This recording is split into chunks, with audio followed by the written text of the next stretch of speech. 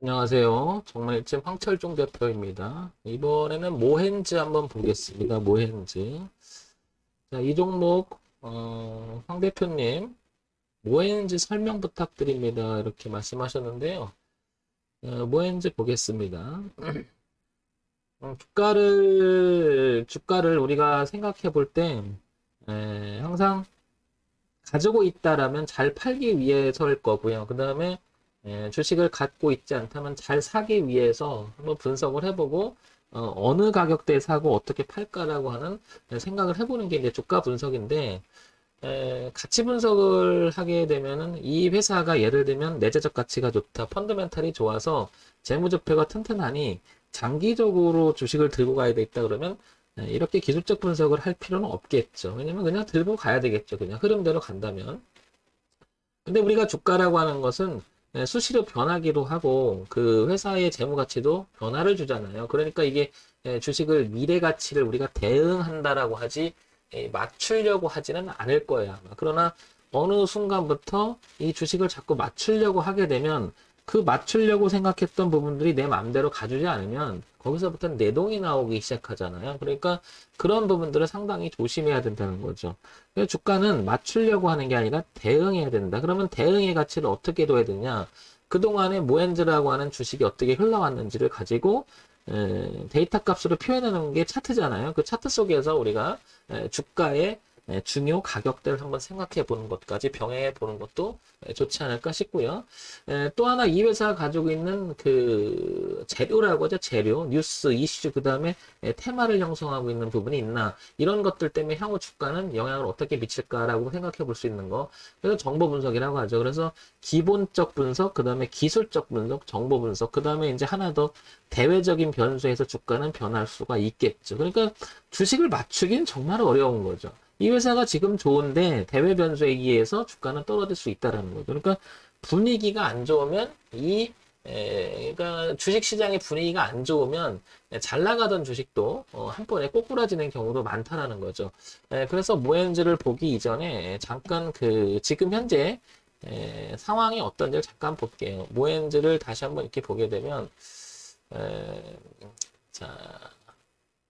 여기를 한번 보겠습니다. 이게 이제 종합주가 지수인데 오늘 조금 빠지고 있잖아요. 근데 뭐 빠졌다기보다도요. 이 부분 한번 보겠습니다. 여기를 보게 되면은 여기가 한 3093 정도 되고요. 그 다음에 3100쯤 됩니다. 여기가 여기를 제가 이렇게 표시한 이유는 이렇게 지난번에 저항했던 자리를 지지로 바꿔놨죠. 지지로 바꿔놓고요.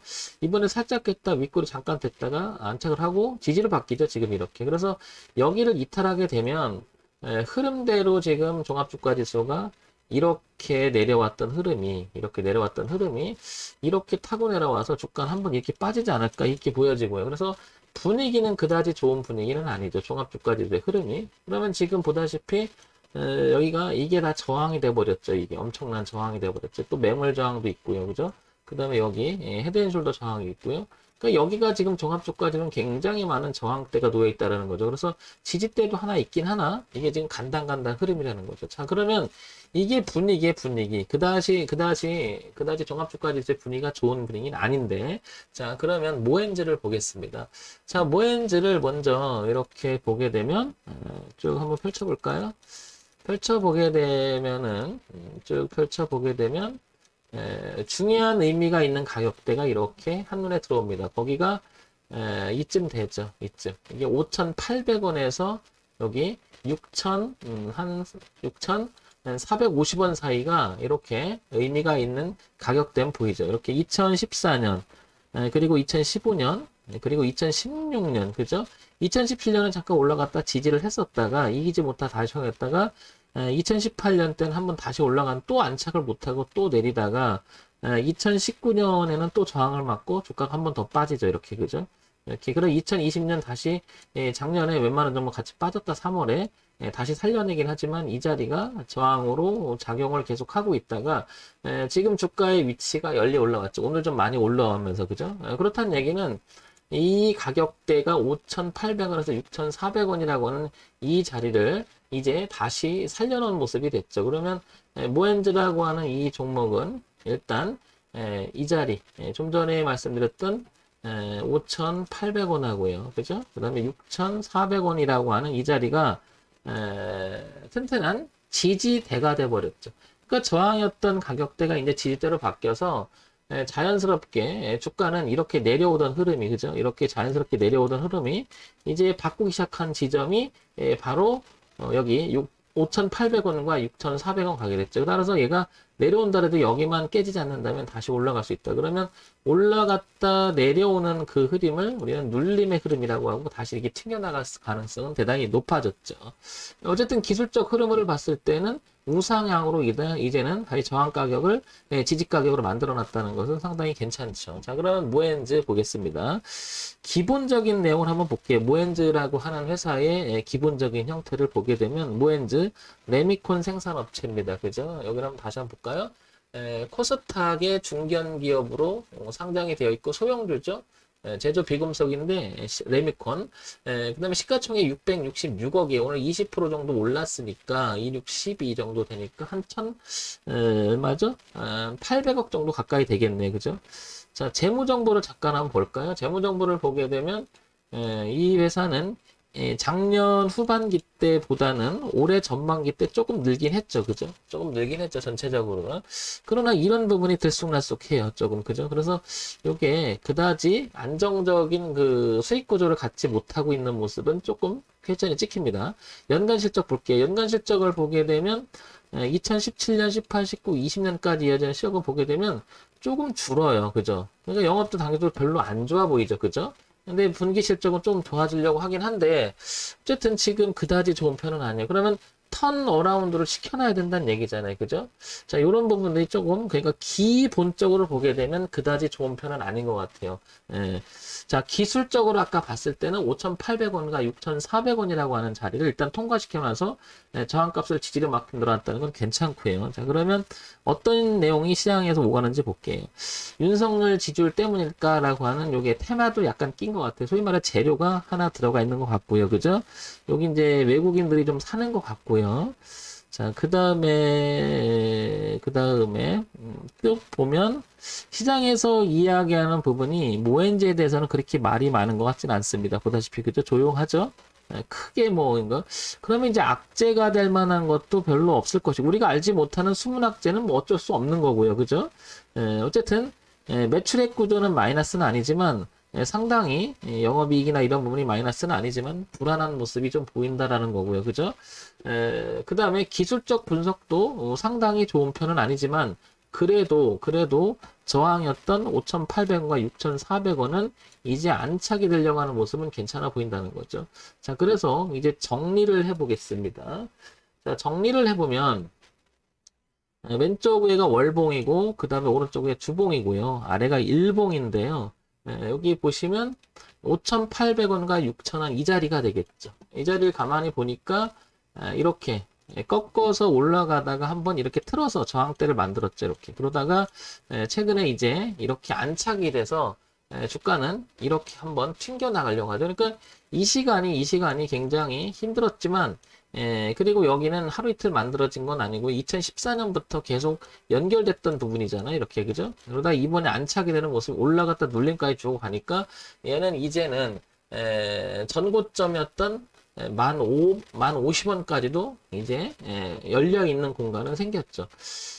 그런데 이제 걸리는 게 그거예요. 실적이 그다지 좋은 편은 아닌 것 같고요. 그렇다고 해서 뭐 굉장히 엉망진창인 건 아니고. 그럼 모엔즈는 그 다음에 재료도 하나 있는 것 같고요. 그러면 여러분들이 보시기에는 어떻게 잡는 게 좋을까요? 저는 이렇게 생각을 합니다.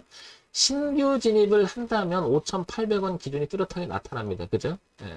자, 그러면 신규 진입이 아니더라도 가지고 계신 분이라면 5,800원 매우 중요할 것 같습니다. 이 자리, 그죠? 이렇게 매우 중요할 것 같고요.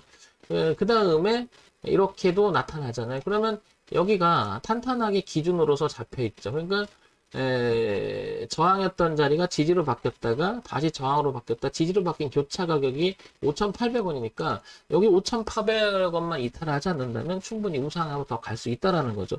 황 대표 같으면 지금 이거 해볼래? 지금 가격대에서는 5,800원이라는 가격대하고 지금 보게 되면 5,800원하고 가격대를 보게 되면 한 21% 정도 차이가 나잖아요. 그러니까 지금 만약에 들어간다면 이 가격대 7,310원에서는 한 20% 정도는 리스크가 끼게 되는 거죠. 혹시 잘못되면 이 5,800 밑에서 놀게 되면은 손절을 생각하거나 비중을 줄여야 된다는 생각을 갖기 때문에 그렇죠. 그래서 5,800원이라고 하는 자리를 기준으로 해서 저는 근데 이제 실적이 그다지 좋은 건 아니니까 비중을 좀 줄여서요. 평상시면 500만 원 들어갔다면 한 250만 원 정도를 줄여서 반 정도를 줄여서 예를 들면 줄여서 들어갈 것 같습니다. 그런데 기준이 워낙 뚜렷해서 한번 들어가 볼 만한 자리가 아닌가 싶어요. 왜냐면 저점이 높아지는 우상향하고 그다음에 5,800원이라고 기준 정확하고요. 그다음에 저항이었던 자리가 이제 지지로 바뀌어 놓은 상태이기 때문에